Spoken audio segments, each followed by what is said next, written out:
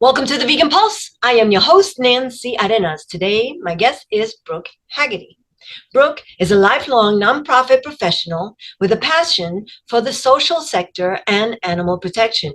She is experienced in advocacy, board service, event management, fundraising, public speaking, and more. Brooke is the executive director of Faunalytics and was recently named one of the 40 top business leaders under 40 by the San Diego Business Journal. Stick around. I want to introduce her to you.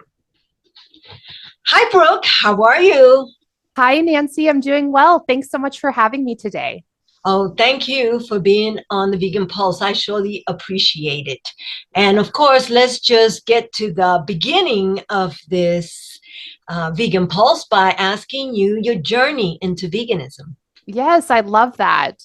So, my journey doesn't really have a pivotal moment that so many people have when they talk about that special journey. Like many people you've probably talked to, I've always loved animals. They've always been very important in my life. But as a child, I never even knew what a vegetarian was. And it was when I went to college that I moved into a bigger city and became exposed to different options and ideas and food. Um, that it just kind of occurred to me one day that I should be a vegetarian. I'm not sure if there was one documentary that really put it in there or just an accumulation of knowledge, starting to understand really where our food came from, where animal products come from. And one day while I was walking around my university campus, I just kind of realized, Brooke, you know better than this. You should go veg. And so I made kind of a checklist. I listed a bunch of animal products that I knew would be hard or easy to give up. And I started with the easy ones. And slowly by slowly, with the goal of that New Year's, my plan was to not eat meat anymore. And so that was my journey to vegetarianism. And unfortunately, it wasn't for about 7 years later, I think, that I actually went vegan. And I wish I did it sooner, which is what so many people who are vegan say. If only we realized how easy it would be. I thought cheese would be hard to give up, and it turns out it really wasn't once you kick the habit. So it was several years later that I was inspired by a colleague of mine at an organization I used to work for. She was vegan, and just seeing her and seeing how easy it was and how healthy it could be really changed my whole outlook. And then I went vegan and never went back. Yay! I think is that, first of all, we don't even think about it because nobody, as we're growing up, nobody really talks about food. They just put it in your front of your face. You eat it. You're a kid. That's it. This is just the way Exactly. it goes.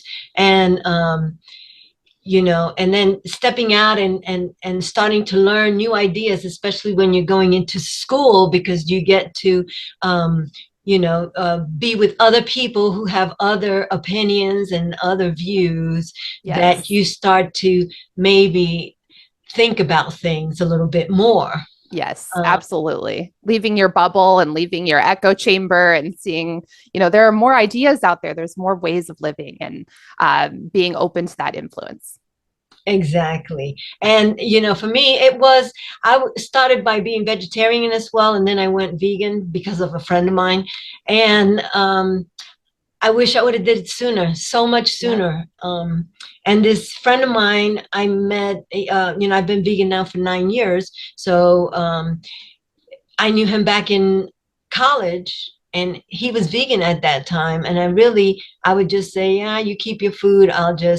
Because you don't even think about it, right? Mm-hmm. Mm-hmm. Did you eventually tell him that he inspired you to make that Oh change? yeah, all the time. I say it all Nice. the time. My friend Michael, he's the one who made me go vegan. He gets all the credit now. He gets all the credit now. Exactly. Well, thank you for sharing your story. And let's talk about Faunalytics and what you do there. And because I think that this organization is a great organization, it compiles information, distributes infographics, and does research to help people like myself who advocate for veganism to give us some substance to be able to back up what we're saying. Exactly, Nancy. You've got it 100%. So, Faunalytics is a capacity building organization in the animal protection movement. Our purpose is to support other animal advocates to help you all be as effective as you possibly can. So, we were established quite a long time ago, actually, in the year 2000, previously known as the Humane Research Council. And since then, Faunalytics has grown into a vital information branch of the movement. So we conduct original research, studies that we lead ourselves, that we identify as important topics for the animal protection community at the time. And we conduct that research, disseminate it to the community, and help people apply data to their strategy, to their tactics, to their messaging. And we also host an online research library. It's one of the largest online libraries of research in the world, where you can freely access, that's the important part, freely access academic research related to animal topics. So we summarize research so that advocates don't have to go through and read long, jargon-filled research papers, and we summarize it neatly and cleanly for advocates with actionable takeaways. And under our library, we have, like you were mentioning, a lot of infographics, videos, fact sheets. We know that people are busy and they've got to go and they've got work to do. And so we're putting this information together in a really summarized and streamlined way for people. And then one of the most important things we do is help advocates understand how to use the research. So we don't just put it out there. We really want to be helpful in this journey. And so we have free weekly office hours where anyone working on animal advocacy, whether you're a grassroots advocate doing community outreach or whether you work for a big organization or anything in between, you can come to our free office hour and get help finding data, looking for information on a particular topic. If you want to conduct your own research, we can give you guidance. And so we have a lot of information just to help people be a little bit more strategic in their thinking. And it's been really exciting to do this work because we get to help everybody. So it's just the most special organization I could ever think of. And like you said, you have a lot of information on your website because you cover all kinds of topics that have to do with veganism. And one of the things that people can do, like I have done, is subscribe to your to your organization, and you could get those into your mail, into your email box and whatever, and then you could see what's going on and see if this report is going to help you or whatever, or you could just keep up to date to things that are happening. Exactly. And so when people subscribe, we're really focused on making sure information is helpful. So we actually have information in our library on every topic you can think of, not just farmed animal issues and veganism and reducitarianism, but also issues related to wild animals and companion animals, animals used in science or animals used in entertainment. We have so much information. And so you can subscribe to our research alerts and newsletter and say, hey, this is what I work on. This is what I'm focused on. And hopefully we're almost at 5,000 entries in our research library. Hopefully there's something in that treasure trove to be helpful for your advocacy. And again, you also have guidance of what words maybe are better heard by other individuals than what you might say, so that when you're posing your questions or your statements, that you avoid certain things, because certain things, the way you say things, some things is more effective if you say it one way rather than another way.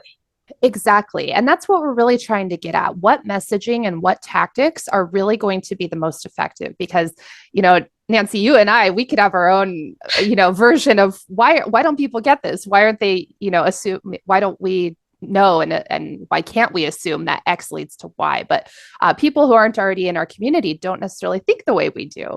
And corporations and industries that are harming animals spend money to figure out what do people think and how can we get them to buy our product and how can we continue, this cycle of cognitive dissonance in terms of the food they eat.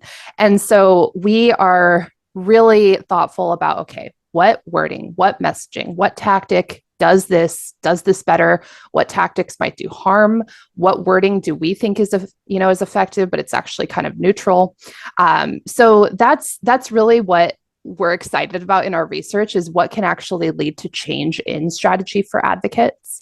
We did a study earlier this year looking at tactics and the influence of different advocacy strategies on diet change. So what does, a billboard do versus a social media post with graphic content versus, pretty images of animals being happy versus a protest, versus a leaflet. There are so many ways that we spend our time as advocates, and all of us at Faunalytics, for the most part, were on the ground advocates before we came into this role.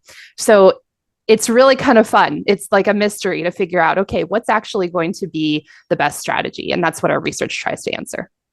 And one important thing that you said was that, the meat and the dairy and the pharma and all of them have a company or advisors that tell them what colors to use that will, what font, what image, and all of that they already have, that they pay lots of money to get people to go ahead and use their products, be, bewildered by whatever advertisement they put out there.